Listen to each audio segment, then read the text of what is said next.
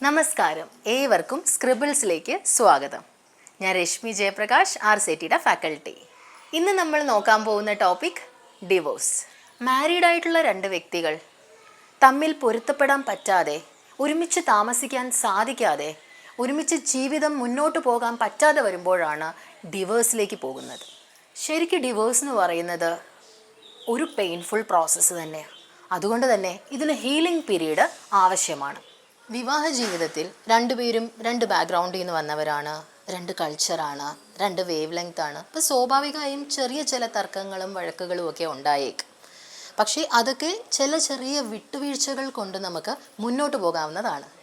Toxic ആയിട്ടുള്ള relationship, അതായത് പാർട്ട്ണറിനെ ശാരീരികമായി ഉപദ്രവിക്കുന്നു. ഉദാഹരണം, കയ്യിൽ കിട്ടുന്ന എന്ത് സാധനങ്ങളും കൊണ്ട് അവരെ അടിക്കുന്നു, അതേപോലെ കുത്തുന്നു, സിഗരറ്റ്, വിറകുകൊള്ളി മാതിരിയുള്ള സാധനങ്ങൾ കൊണ്ട് അവരെ മുറിവേൽപ്പിക്കുന്നു, മുടി കുത്തനെ പിടിച്ച് വലിക്കുന്നു. ഇതെല്ലാം ടോക്സിക് റിലേഷൻഷിപ്പിൻ്റെ ഉദാഹരണങ്ങളാണ്.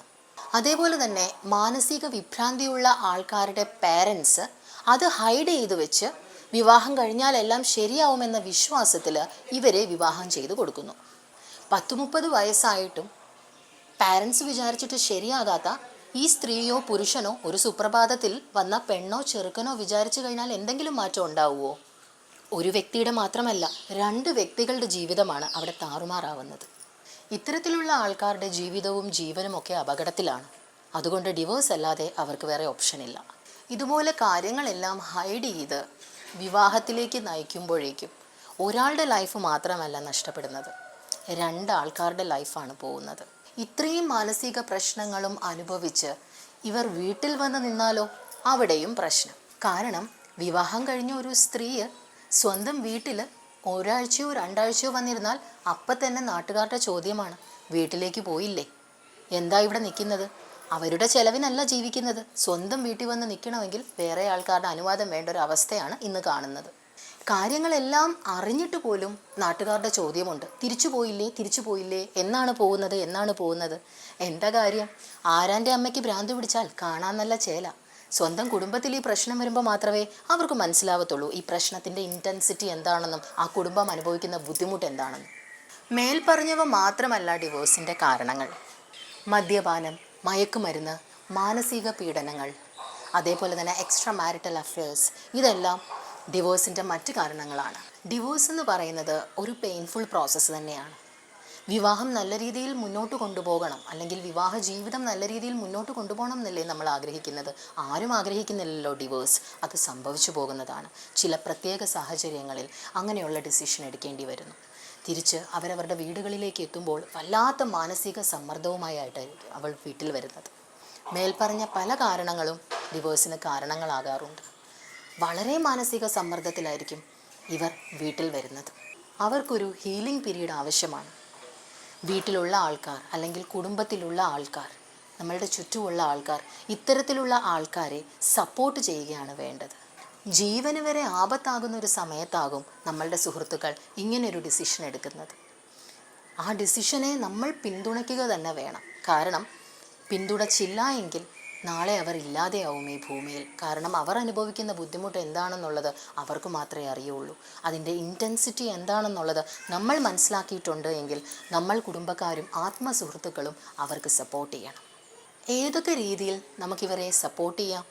വിവാഹമോചിതർക്ക് ഒരു മിക്സ്ഡ് ഫീലിംഗ് തന്നെയാണ് ഉണ്ടാവുന്നത്. പല ആശങ്കകളായിരിക്കും.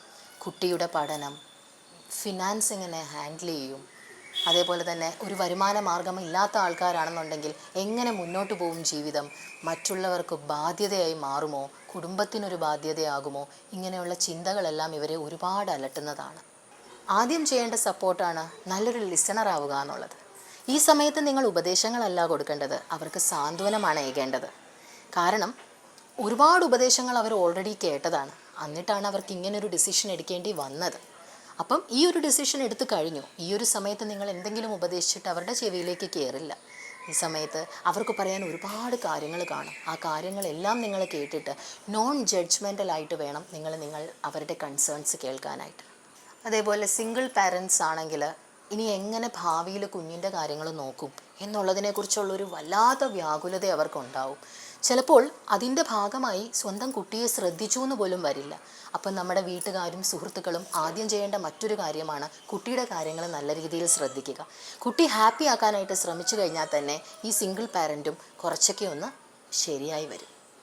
മറ്റൊരു പോയിൻ്റാണ് എക്സ് വൈഫിനെ കുറിച്ചോ എക്സ് ഹസ്ബൻഡിനെ കുറിച്ചോ നിരന്തരം കുറ്റങ്ങൾ മറ്റുള്ളവരുടെ മുന്നിൽ വെച്ചിട്ട് ഇങ്ങനെ പറഞ്ഞുകൊണ്ടേയിരിക്കരുത് നമ്മൾ. കാരണം ഓൾറെഡി മുറിവേറ്റ മനസ്സാണ്. വീണ്ടും ഈ നിരന്തരമായിട്ടുള്ള ഈ ചിന്തകൾ വീണ്ടും കയറി വരാനുള്ള ചാൻസ് കൂടുതലാണ്. അതുകൊണ്ട് മറ്റുള്ളവരുടെ മുമ്പിൽ വീണ്ടും ഒരു എക്സ്പ്ലനേഷന് പോകാൻ പാടില്ല. ഏറ്റവും പ്രധാനപ്പെട്ട മറ്റൊരു സപ്പോർട്ടാണ് മാനസിക സപ്പോർട്ട് അല്ലേ. ജോലി ഇല്ലാത്ത ഒരു ഡിവോഴ്സി ആണെങ്കിൽ ഒരു ജോലി നേടാൻ വേണ്ടിയിട്ടുള്ളൊരു സപ്പോർട്ട് നിങ്ങൾക്ക് കൊടുക്കാം. കാരണം ഫിനാൻഷ്യൽ ഇൻഡിപെൻഡൻസ് എന്ന് പറയുന്നത് വളരെ ഇമ്പോർട്ടൻ്റ് ആണ്. കുട്ടിയുള്ളവരാണെങ്കിൽ ആ കുട്ടിക്ക് നല്ല എഡ്യൂക്കേഷനും കാര്യങ്ങളും ഒക്കെ കൊടുക്കണമെങ്കിൽ സാമ്പത്തികം അവിടെ ഒരു വലിയ ഘടകമാണ്. അപ്പം ഒരു ജോലി കിട്ടാൻ വേണ്ടിയിട്ട് അവരെ മെൻ്റലി പ്രിപ്പയർ ചെയ്യാം, അവരെ മോട്ടിവേറ്റ് ചെയ്യാം. ഞങ്ങളെല്ലാവരും നിനക്ക് സപ്പോർട്ടുണ്ട്, നീ ഒരു ജോലി നേടുക, അങ്ങനെയുള്ള സപ്പോർട്ടൊക്കെ ചെയ്യുക. ഇനി ഞാൻ പറയാൻ പോകുന്നത് വിവാഹമോചിതർക്ക് വേണ്ടിയിട്ടാണ്. ആദ്യത്തെ കാര്യമാണ് നമ്മൾ ഫിസിക്കലി ആക്റ്റീവ് ആവുക. നമ്മളിങ്ങനെ ചടഞ്ഞുകൂടി ഇരുന്നിട്ട് പ്രത്യേകിച്ച് ഒരു പ്രയോജനവുമില്ല എന്നുള്ളത് നിങ്ങൾ മനസ്സിലാക്കേണ്ടതാണ്. അതേപോലെ രാവിലെ എഴുന്നേറ്റ് നടക്കുക, ചെറിയ എക്സസൈസ് ചെയ്യുക. എക്സസൈസൊക്കെ ചെയ്യുമ്പോൾ നമ്മുടെ ഹാപ്പി ഹോർമോൺസ് കൂടും. അപ്പോൾ നമുക്ക് സ്ട്രെസ്സിനെയൊക്കെ ഒരു പരിധിവരെ കുറയ്ക്കാനായിട്ട് പറ്റും. നിങ്ങളെ കുറ്റപ്പെടുത്തുന്ന അല്ലെങ്കിൽ നിങ്ങളെടുത്ത തീരുമാനത്തെ പഴി ചാരുന്ന ഒരു കൂട്ടം ആൾക്കാരുണ്ടല്ലോ, അവരിൽ നിന്നും ഒരു സോഷ്യൽ ഡിസ്റ്റൻസിങ് കീപ്പ് ചെയ്തിട്ട് നിങ്ങൾക്ക് പോസിറ്റിവിറ്റി തരുന്ന, നിങ്ങളെ പിന്തുണയ്ക്കുന്ന ഒരു കൂട്ടം ആൾക്കാരുമായി നിങ്ങൾ കൂടുതൽ ടൈം സ്പെൻഡ് ചെയ്യുക. ഞാനൊരു ഡിവോഴ്സിയാണ്, ആൾക്കാരെല്ലാവരും എന്നോട് എന്തൊക്കെ ക്വസ്റ്റ്യൻസ് ചോദിക്കും, ഒരു ഫംഗ്ഷന് പോയാൽ എല്ലാവരുടെയും സെൻറ്റർ ഓഫ് അട്രാക്ഷൻ ഞാനായി മാറുമോ, ഇങ്ങനെയുള്ള ചിന്തകളെ ആദ്യം നിങ്ങൾ കളയുക. നാട്ടുകാർ ഒരു കാര്യം പറഞ്ഞതിന് ശേഷം അടുത്ത ന്യൂസ് കിട്ടുമ്പം അവരതിൻ്റെ പുറകെ പോകും. അതാണ് അവരുടെ ആറ്റിറ്റ്യൂഡ്. അതിന് അപ്പുറം നിങ്ങൾക്ക് ചിലവ് തരുന്നത് അവരല്ലല്ലോ. അതുകൊണ്ട് അങ്ങനെയുള്ള കാര്യങ്ങളെല്ലാം നിങ്ങൾ അപ്പാടെ അങ്ങ് വിടുക. നിങ്ങൾ ഈ പ്രശ്നങ്ങളും നിങ്ങളുടെ ഭാവിയിൽ നിങ്ങൾ എന്താണോ നിങ്ങൾ പ്ലാൻ ചെയ്ത് വെച്ചിരിക്കുന്നത് ഈ കാര്യങ്ങളെല്ലാം നിങ്ങളുടെ ആത്മസുഹൃത്തുക്കളോട് ഷെയർ ചെയ്യുക. മനസ്സിൽ തന്നെ പല കാര്യങ്ങളും വെച്ചുകൊണ്ടിരുന്നു കഴിഞ്ഞാൽ നമുക്ക് നല്ല രീതിയിൽ സ്ട്രെസ്സ് കൂടത്തേ ഉള്ളൂ. അതുകൊണ്ട് ആദ്യം ഏറ്റവും നല്ല സുഹൃത്തുക്കളോട് നിങ്ങൾ അത് ഷെയർ ചെയ്യുക. ഈ കംഫർട്ട് സോൺ ഒന്ന് വിട്ട് കഴിഞ്ഞാൽ പിന്നെ വിശാലമായ ലോകമാണ് നമ്മുടെ മുമ്പിലുള്ളത്. എന്തൊക്കെ കാര്യങ്ങൾ നമുക്ക് പഠിക്കാം, പുതിയ പുതിയ കാര്യങ്ങൾ പഠിക്കാം. വായനശീലമാകാത്ത ആൾക്കാർക്ക് വായനശീലമാക്കാം. പുസ്തകം നല്ല സുഹൃത്തുക്കളാണ്. നിങ്ങൾക്ക് ഏറ്റവും നല്ലൊരു പ്രൊഡക്റ്റീവായിട്ടുള്ള ഒരു ഹോബി തന്നെയാണ് ഈ പറയുന്ന റീഡിംഗ് എന്ന് പറയുന്നത്. അങ്ങനെയുള്ള പുതിയ പുതിയ റുട്ടീനുകൾ നിങ്ങൾക്ക്, പുതിയ പുതിയ ഹോബീസ് എല്ലാം നിങ്ങൾക്ക് കൊണ്ടുവരാം. പാസ്റ്റിനെ കുറിച്ച് ഒന്നും ചിന്തിക്കാതെ ഫ്യൂച്ചറിനെ കുറിച്ച് മാത്രം നിങ്ങൾ ചിന്തിക്കുക. ഫ്യൂച്ചറിനെ കുറിച്ച് ചിന്തിക്കുമ്പോൾ വളരെ പോസിറ്റീവായിട്ട് തന്നെ ചിന്തിക്കണം. പാസ്റ്റിൽ ആ മോശപ്പെട്ട കാലഘട്ടമൊക്കെ കഴിഞ്ഞു. ഇനിയും കുറച്ചും കൂടെ ഗോൾ സെറ്റ് ചെയ്യുക. ഗോൾ സെറ്റ് ചെയ്യണം എന്ന് പറയുമ്പോഴത്തേക്കും ഒരു പ്ലാൻ ഉണ്ടാക്കണം നമ്മൾ ഫ്യൂച്ചറിൽ. ഇപ്പോൾ കുട്ടികളുണ്ടെന്നുണ്ടെങ്കിൽ ആ കുട്ടികളെ പഠിപ്പിക്കണമെങ്കിൽ എന്ത് വേണം? പൈസ വേണം. പൈസ വേണമെങ്കിൽ എന്ത് ചെയ്യണം? ആരെയും ആശ്രയിച്ചിരിക്കാൻ പറ്റത്തില്ല, നമ്മൾ തന്നെ ഇറങ്ങണം. അതിനൊരു ജോലി വേണം. ജോലി വേണമെങ്കിലോ അതിന് വേണ്ട പ്രിപ്പറേഷൻസ് വേണം. അപ്പോൾ ഇങ്ങനെയുള്ള കാര്യങ്ങൾക്ക് ഏതെങ്കിലും കോഴ്സ് പഠിക്കാൻ നിങ്ങൾക്ക് പോകാം. അല്ലെങ്കിൽ ജോലി കിട്ടാൻ സാധ്യതയുള്ള കോഴ്സുകളെല്ലാം നിങ്ങൾക്ക് തിരഞ്ഞെടുത്ത് കുറച്ചും കൂടെ എൻഗേജ്ഡ് ആക്കാം. നിങ്ങളുടെ ലൈഫിനെ കുറച്ചും കൂടെ ബിസി ആക്കാം. അപ്പോൾ ഓവർ തിങ്കിങ്ങും ഉണ്ടാവില്ല. അതേപോലെ തന്നെ പാസ്റ്റിലെ കാര്യങ്ങളൊന്നും നിങ്ങളുടെ മുന്നിലേക്ക് വരില്ല. തൊഴിൽ പലതും പഠിക്കണമെന്ന് പല ആൾക്കാർക്കും ആഗ്രഹം ഉണ്ടാവും. പക്ഷേ സാമ്പത്തികമായിരിക്കാം പ്രശ്നം. എന്നാൽ ഇന്ന് ഇന്ത്യയിൽ ഒരുപാട് സ്ഥാപനങ്ങളുണ്ട് സൗജന്യമായി കോഴ്സുകൾ നടത്തുന്നത്. അതിന് ഏറ്റവും നല്ല മികച്ച പരിശീലനം നടത്തുന്ന കേന്ദ്രമാണ് RCT. കേന്ദ്ര സർക്കാരിൻ്റെ കീഴിലുള്ള rural self employment training institute എന്ന് പറയുന്ന ഈ സ്ഥാപനത്തിൽ, അതായത് ഞാൻ വർക്ക് ചെയ്യുന്ന ഈ സ്ഥാപനത്തിൽ ഒരുപാട് കോഴ്സുകളുണ്ട്. ഫാഷൻ ഡിസൈനിങ്ങിൻ്റെ, ഫുഡിൻ്റെ, ടൈലറിങ്ങിൻ്റെ, സെൽഫോണിൻ്റെ, ഫോട്ടോഗ്രാഫിയുടെ, ഇങ്ങനെ ഇഷ്ടപ്പെട്ട ഏത് തൊഴിലും നിങ്ങൾക്ക് സൗജന്യമായി പഠിക്കാവുന്നതാണ്. RCTയെക്കുറിച്ച് ഡീറ്റെയിൽഡ് ആയിട്ടുള്ളൊരു വീഡിയോ ഞാൻ ചെയ്തിട്ടുണ്ട്. ആ വീഡിയോ കാണാത്ത ആരെങ്കിലും ഉണ്ടെങ്കിൽ കാണുക. അതിൻ്റെ ലിങ്ക് ഞാൻ ഡിസ്ക്രിപ്ഷൻ ബോക്സിൽ ഇട്ടിട്ടുണ്ട്. അടുത്തൊരു കാര്യമാണ് ആങ്കർ മാനേജ്മെൻറ്റ്. നിങ്ങൾക്ക് ഓൾറെഡി ഈ പറയുന്ന പോലെ ഒരു ട്രോമ എല്ലാം കഴിഞ്ഞുകൊണ്ട് നിങ്ങൾക്ക് അതിൻ്റെ സ്ട്രെസ്സും കൂടുതലായിരിക്കും. നിങ്ങൾക്ക് ഭയങ്കര ദേഷ്യമായിരിക്കും. കണ്ണി കണ്ടവരെയൊക്കെ ചീത്ത പറയാനൊക്കെ തോന്നുന്ന ഒരവസ്ഥയായിരിക്കും. അപ്പം അതിനെ കൺട്രോൾ ചെയ്യുക എന്ന് പറയുന്നത് വളരെ അത്യാവശ്യമാണ്. അതിന് നിങ്ങൾക്ക് എന്തെങ്കിലും മെഡിറ്റേഷൻ ട്രൈ ചെയ്യാം. അല്ലെങ്കിൽ ഏതെങ്കിലും ഒരു കാര്യം, ഒരു ഹോബി, അതായത് ഇപ്പോൾ ഡാൻസ് ഇഷ്ടപ്പെടുന്നവരാണെങ്കിൽ ഡാൻസിൽ എൻഗേജ്ഡ് ആകാം. പാട്ട് ഇഷ്ടപ്പെടുന്നവരാണെങ്കിൽ പാട്ട് പഠിക്കാൻ പോവാം. അങ്ങനെ എന്തെങ്കിലും ഒരു കാര്യം പഠിക്കുന്നത് നല്ലതാണ്. കാരണം ഉറക്കക്കുറവിനും അതൊരു പരിധിവരെ പരിഹാരമാവും. സോഷ്യലി റിലവൻ്റ് ആയ മറ്റേതെങ്കിലും ടോപ്പിക്കിനെ കുറിച്ച് നിങ്ങൾ അറിയാൻ ആഗ്രഹിക്കുന്നുണ്ടെങ്കിൽ നിങ്ങൾക്ക് തീർച്ചയായും ആ ടോപ്പിക്ക് കമൻറ്റ് ബോക്സിൽ രേഖപ്പെടുത്താം. വീണ്ടും മറ്റൊരു ടോപ്പിക്കുമായി കാണുന്നത് വരെ ബൈ.